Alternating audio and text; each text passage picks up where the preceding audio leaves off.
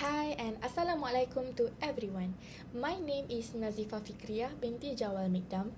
Today I will be presenting the summary of the case between Tola Simalar anak perempuan and Sunshine Bread Sendirian Berhad. This case is from the Industrial Court of Malaysia.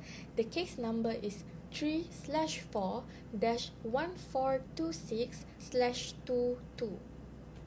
In December 2021, Tola Simalar anak perempuan Supan was dismissed by Sunshine Bread Sendirian Berhad. She claimed that she was forced to resign, which is called constructive dismissal.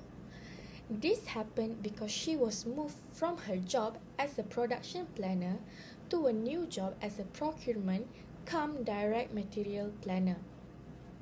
Tola Simalar said that the transfer and her new role made the work environment unbearable, leading to her resignation. Sunshine Bread Sendirian Berhad asked for 16,640 ringgit in damages from her, saying her resignation was not justified. The court is now looking into whether the company's action forced Tola Simalar to resign. They are checking if the transfer was a normal business move or if it was meant to push her out. The court noted that Tola Simalar should have given a 3-month notice before resigning. They also found no proof that senior officers Penny and Yan forced her to accept the transfer. Her medical leave and the company's decision about her role and promotions were not questioned. In short, the court has to decide if Sunshine Bread's actions were fair or if they created a bad work environment for Tola Simalar. This case shows how important it is to have a clear communication and fair treatment at work. Now let's move on to the next part, which is I will discuss 3 important facts or issues that came up in the case of Tola Simalar anak perempuan Supan versus Sunshine Bread Sendirian Berhad. The first issue is the transfer and redesignation of Tola Simalar. On December 1, 2021, she was moved from the production department to the procurement department. Her job title changed from production planner to procurement cum direct material planner. She said that this big change in her job led to her feeling unhappy and resigning. Such changes can be hard to handle, especially if they involve new tasks or need different skills. Tola Simalar felt that the transfer was unfair and that the new job did not match her skills, causing her stress and dissatisfaction. The second issue is Tola Simalar's claim of constructive dismissal. She said the company's action, including her transfer and pressure from her bosses, forced her to resign. She believed these actions made the work environment hostile. To prove constructive dismissal, Tola Simalar needed to show that the company's action made her working conditions unbearable. This included big changes to her job, lack of support, and too much pressure from her supervisors. The third issue is the company's defense. Sunshine Bread said that they had the right to move and change the jobs of their employees based on the employment contract. They argued that all decisions, including Tola Simalar's transfer, were made in good faith and were necessary for business. The company claimed that the transfer was a normal business decision and not meant to force Tola Simalar to quit. They said their actions were allowed by the employment contract and were done in a good faith. In conclusion, these 3 issues, the transfer and the redesignation, the claim of constructive dismissal, and the company's defense are key to understanding this case. They show the need for clear communication, support during job changes, and fair treatment for employees. Good afternoon, madam. My name is Nivendana Lecturer Musami, and I'm going to present relating the case to the Industrial Relations Act and Employment Act. Industrial Relation Act. The Industrial Relation Act Section 203 lays for guidance for resolving dispute involving dismissal, including constructive dismissal. The court's task is to determine if the employee's action qualify as a contract uh, violations that warrant the resignation. Okay, now I'm going to elaborate about Industrial Relation Act. Okay, now let's delve into the Industrial Relation Act. These regulations governs the relationship between employers and employees, emphasizing collective bargaining, dispute resolutions, and the rights of both parties. Collective bargaining, that means explain how collective bargaining principles apply to the case, such as negotiations over terms and conditions of employment. Dispute resolutions. Dispute resolutions are discuss the mechanism provided by the Act for resolving disputes such as arbitrations and mediations. Rights of parties. Highlight specific rights protected by the Act, ensuring fairness and equity.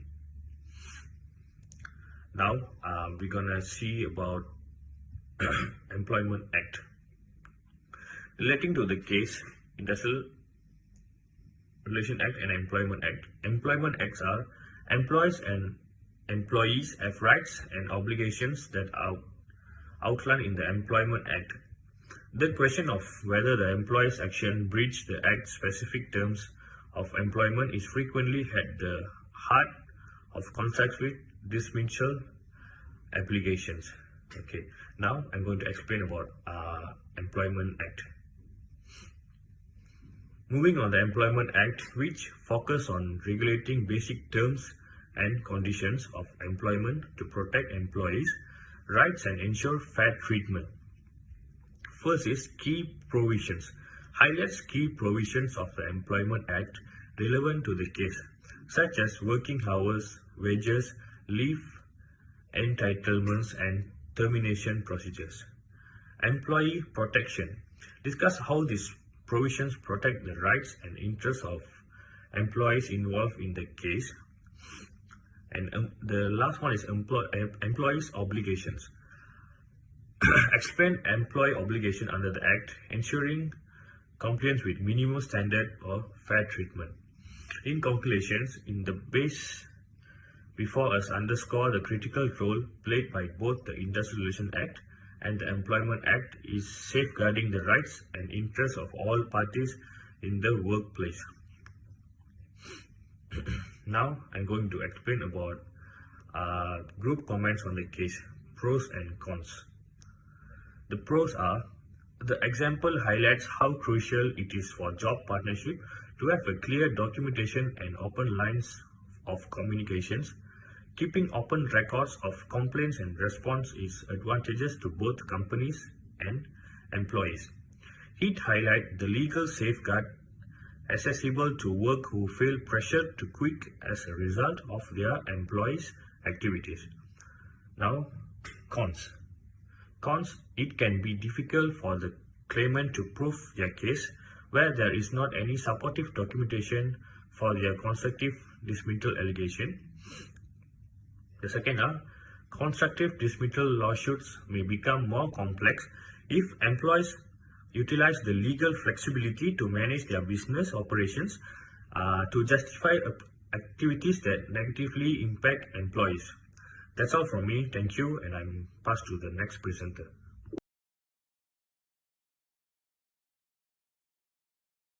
Hi, my name is Ahmad Nazif and thank you for joining us today. I'm here to discuss about the Sunshine Berit Sendian Berhad versus Tola Simalak Anak Perempuan Supen, an important decision to prevent future issue in employment law and industrial relationship. Firstly, we go into transparent communication. Transparent communication is a vital for the building collaboration and trustworthy workplace. Tola Simalak feel the decision around the transfer here we are fair and poorly communicate. To address this, we must to establish clear communication channel to promotely, conveyly all decision impacting employees. So this is a step for the implementation. Firstly, number one is offer training program to develop the necessary skill for the new roles. Number two, they assign the mentor to provide support during the transition. Number three is provide counseling service to help the employees manage the stress. Number four is employment wellness program to promote overall the well-being. So there is benefit for the transition communication. Number one is increase employment preparation and confidence in their new roles. Number two is lower stress and promote the mental health. Lastly is improve all job satisfaction and retention. So this is next slide. Clear employment contract. Employment contract are foundation to employer and employees relationship. In the Tola Simla case, Clause 11 for her employer letter which allow for transfer and resignation play a crucial role in the court's decision. To prevent future dispute, it's essential that our contract clearly outline the job duties, transfer condition, and other critical terms. So this is a step for the implementation. Number one is conduct pre-transfer meeting to discuss the relation for the transfer and support provided. Number two, they establish a feedback structure for the employees to voice the concern. Number three is provide regular update on the transfer process. Number four is develop transparent policy and on transfer and resignation. Lastly, we go into the benefit of the clear employment contract. Number one is improve employee trust and satisfaction.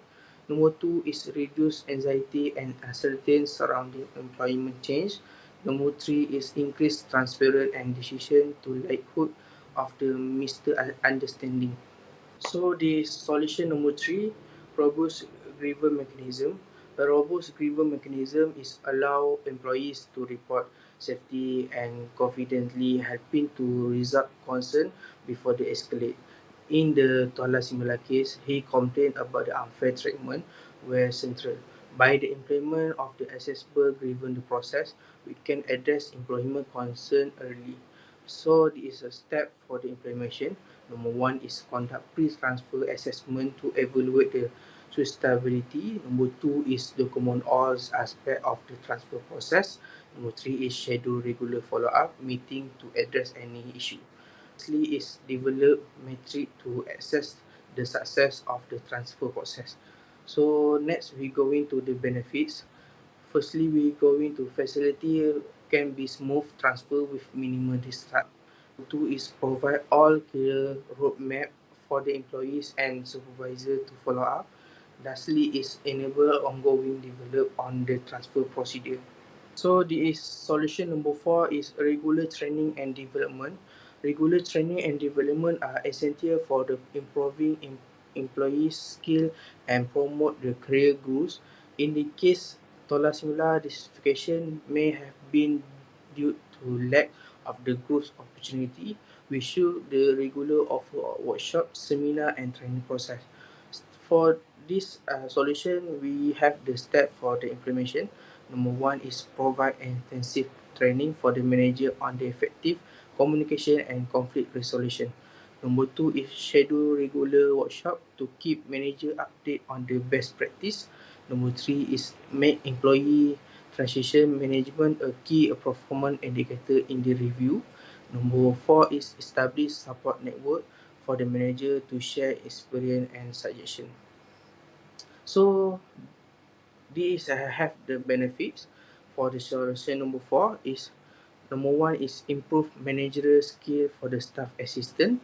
Number two is lower is likelihood of on confirmation and misunderstanding. Lastly is encourage a positive and supportive workplace culture. So this is last part for the solution to prevent future issue. Solution number five is compliance with legal standard. Compliance with legal standard is critical for the avoiding conflict and providing fair and legal practice. For the Sunshine Breed Sendian Berhad must regularly review and update its policy to comply with employment law and industrial relation regulation. So This solution have the step for implementation. Number one is regular review and update employment contract. Number two is educate HR and management on the employment law and best practice. Number three is create detailed employees handbook outline, policy and procedure. Number four is provide consultation service to clarify contract and company policy. So we go into the benefits. Number one is minimize the possibility of legal conflicts and master understanding. Number two is ensure the employees understand their right and obligation. Number three is encourage transparent and trust with the organization. That's all for me. Thank you very much.